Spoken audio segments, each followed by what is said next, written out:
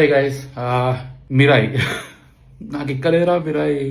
నా వల్ల కాలేదు భయ్యా మిరాయి. అసలు లేపుతున్నారు, చాలా లేపుతున్నారు. విఎఫ్ఎక్స్ అని, బడ్జెట్ అని, బీజిఎం అని, అదేంటి అంబిషన్ అని చెప్పి ఉంది. అంబిషన్ ఉంది, నేను కాదనట్లే.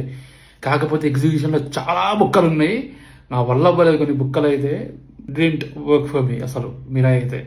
అండ్ బీజిఎం కూడా చాలా చోట్లలో నేను చెవులు మూసుకోవాల్సి వచ్చింది, అంత లౌడ్ ఉన్నాయి బీజిఎం కూడా.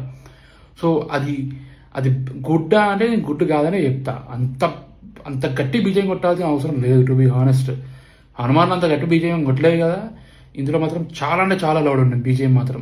అండ్ విఎఫ్ఎక్స్ కూడా విఎఫ్ఎక్సే అని అర్థమైపోతుంది. అది బెటర్ విఎఫ్ఎక్స్ ఎందుకు అవుతుంది, రైట్? నాకైతే బెటర్ విఎఫ్ఎక్స్ అనిపించలేదు. దీనికంటే మంచి విఎఫ్ఎక్స్ సినిమాలు ఉన్నాయి, దీనికంటే దరిద్రమైన విఎఫ్ఎక్స్ సినిమాలు ఉన్నాయి ఎక్కువ బడ్జెట్తోని. బట్ స్టిల్ ఉన్న బడ్జెట్లో ట్రై చేసినంత మాత్రాన అది బెటర్ విఎఫ్ఎక్స్ అవుతుందా అంటే I don't think so, honestly. నన్నైతే మూవీ ఎక్కడ షాక్ చేయలేదు, ఎక్కడ సర్ప్రైజ్ చేయలేదు, ఎక్కడ వావ్ అనిపించే ఫ్యాక్టర్ కూడా అనిపించలేదు. మేబీ 1 or maximum 2 సీన్స్ తప్పించి. అండ్ మోరోవర్ నాకు కార్తిక్ ఘట్టం అనే మూవీస్లో యాక్టర్స్తో చిన్న ప్రాబ్లం ఉంటుంది. ఇతను ఏం ఫీలింగ్ ఇస్తాడో తెలియదు కానీ యాక్టింగ్కి ముందు చాలా బేసిక్ ఉంటుంది యాక్టింగ్ మాత్రము. డైలాగ్లు ఏమో పెద్ద పెద్ద డైలాగులు ఉంటాయి, విధ్వంసము, ధ్వంసము, విజృంభిస్తా, అది చేస్తా, ఇది చేస్తా అని చెప్పి. యాక్టింగ్ చాలా బేసిక్ ఉంటుంది. అట్ ది సేమ్ టైం డైలాగ్కి సీన్ మీద, స్క్రీన్ మీద కనిపించే బొమ్మకి సంబంధమే ఉండదు. డైలాగ్ ఏమో పెద్ద పెద్ద డైలాగులు ఉంటాయి, సీన్ ఏమో చాలా బేసిక్ ఉంటుంది. సీన్ ఆర్ ఇమేజ్ చాలా బేసిక్ ఉంటుంది. So this has been I been observing this pattern since Surya versus Surya కానీ, ఈగిల్ కానీ. అండ్ ఇందులో కూడా సేమ్ రిపీట్ అయింది. But still he try to achieve it in some scenes. But still నాకైతే పెద్ద work out అవ్వలేదు. నాకు బుక్కలే కనిపించినాయి. పచ్చి చెప్పాలంటే దమ్ బిర్యానీ చూసినట్టుంటుంది కానీ తింటే మాత్రం మలబార్ బిర్యానీ టేస్టే వస్తుంది. సో ఉన్న ఒక్క మంచి సాంగ్ లేపేసారు, సంతోషం. ఇంకెందుకు, ఒక్క మంచి సాంగ్ ఉండేరా, అదన్నా పెట్టాల్సింది కదరా. సెకండ్ హాఫ్ కూడా ఫస్ట్ హాఫ్ ఎక్కడొక దగ్గర దూపాల్సింది కదరా. కనీసం 5 నిమిషాలన్నా కొంచెం బెటర్ ఎంటర్టైన్మెంట్ ఉండేది మాకు. పాటలు లేపేసారు, గెటప్ సీన్ ట్రాక్ వర్కౌట్ అవ్వలేదు. మ్యాక్సిమం 1 or 2 ఫన్నీ లైన్స్ ఉన్నాయి, అంతే, సీన్స్ కాదు, ఫన్నీ లైన్స్. అండ్ వెంకటేష్ మహా అండ్ ఆ పోలీస్ క్యారెక్టర్ అయితే మోస్ట్ అన్వాంటెడ్ క్యారెక్టర్స్. అసలు ఎందుకు వస్తున్నాయి, ఎందుకు ఉన్నాయి అనే ప్రాపర్ కంక్లూజన్ కూడా ఉండదు. అసలు ఉండకపోయినా పెద్ద పొరపాటు సినిమాకి. మోస్ట్ అన్వాంటెడ్ అసలు ఆ క్యారెక్టర్స్ చాలా డిస్టర్బ్ చేస్తూ ఉంటాయి. అసలు సీన్ ఒకటి అవుతుంటుంది, వీళ్ళ ట్రాక్ ఇంకోటి నడుస్తూ ఉంటుంది సంబంధం లేకుండా. సో దానివల్ల ఇంకా పిచ్చి పెరిగిపోతూ ఉంటుంది మనకి. తేజ డిడ్ వెల్, హీరోయిన్ మీద నాకు వర్కౌట్ అవ్వలేదు.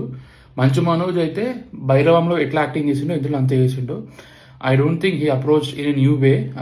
I wanted him to approach villain characters in a new way, so that కొంచెం డిఫరెన్స్ ఉంటుంది యాక్టింగ్లో. సేమ్ నాకు భైరవం చూస్తున్నట్టు అనిపించింది. భైరవం కూడా అన్ఫార్చునేట్లీ థియేటర్లోనే చూసిన, బట్ ఇది కూడా పెద్ద వర్కౌట్ అవ్వలేదు యాక్టింగ్. నాకు కొంచెం బెటర్ చేసుంటే బాగుండే అనిపించింది నాకు మంచి మనోజ్.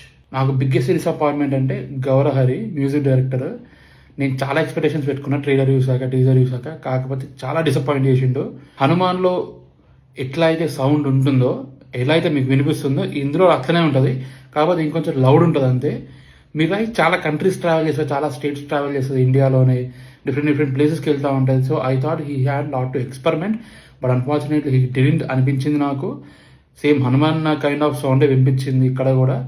సో బిగ్ డిసప్పాయింట్మెంట్ ఏంటి అంటే గౌరహరి. నాకు ఎట్లాగో డైరెక్టర్ మీద పెద్ద హోప్స్ లేకుండా కాబట్టి దట్స్ ఫైన్ డైరెక్టర్ గురించి నాకు. అండ్ నాకు జెన్యూన్ డౌట్, సినిమా అంతా జగపతి బాబు, శ్రియ, తేజ సజ్జ ముగ్గురు మంచు మనోజ్కి 9th బుక్ దొరకదు అని చెప్తూనే ఉంటారు కదా. క్లైమాక్స్లో మంచు మనోజ్కి దొరికేది 9th బుక్కే కదా. తేజ సజ్జ ఎక్కడి నుంచో తీసుకొస్తాడు, ఆ బుక్ మంచు మనోజ్కే దొరికేది. వాడు ఆ పవర్స్ని తీసేసుకున్నా మళ్ళీ నెక్స్ట్ మినిటే చచ్చిపోతాడు కదరా. మరి దొరకదు అని చెప్పడం ఎందుకు? దొరకదు ముగ్గురు చెప్పినాక దొరకడం ఎందుకు? దొరికినాక నెక్స్ట్ మినిటే చచ్చిపోవడం ఎందుకు? అది కూడా చాలా అసలు డెత్ ఉంటుంది. అసలు I don't even remember how Manchu Manoj died. ఇంత స్పెక్టికల్ మూవీలో ఇంత పెద్ద సీన్ అవుతూ ఉంటుంది, 1.5 గంట ఫైట్ అవుతూ ఉంటుంది. మనకి 9th బుక్ సినిమాతో దొరకదు అని చెప్పిన బుక్ దొరుకుతుంది.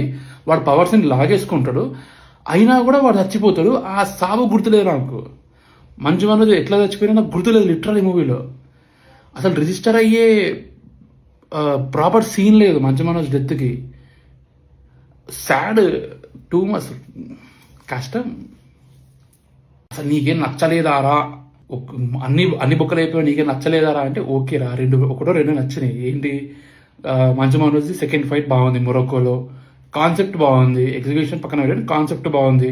At the same time last climax ఫైట్లో తేజ బ్లడ్ తోని ఒక కొండ మీద సిలుబెట్ పడుతుంది రాముడిది, అదొకటి నచ్చింది, ఆ షాట్ నచ్చింది, కొంచెం క్రియేటివ్ అనిపించింది. అండ్ ఇంతకంటే ఇంకేం నచ్చలేదా అంటే లేదురా, ఇంతకంటే లాగాలి అంటే ఒక్క శ్రేయసారన్ అంతే. శ్రేయసారన్ యాక్టింగ్ కూడా కాదు, జస్ట్ శ్రేయసారన్ అంతే. So that's it, bye. అయినో నేను మైనారిటీలోనే ఉన్నా సినిమా ఒపీనియన్ ప్రకారము. సో ఐ డోంట్ థింక్ చాలా మందికి నచ్చలేదు అని చెప్పి నేను అనుకోవట్లేదు, చాలా మందికి నచ్చింది. It shows in the numbers. So మీరు కమెంట్ చేయండి, how did you like the movie అని చెప్పి. Till then bye.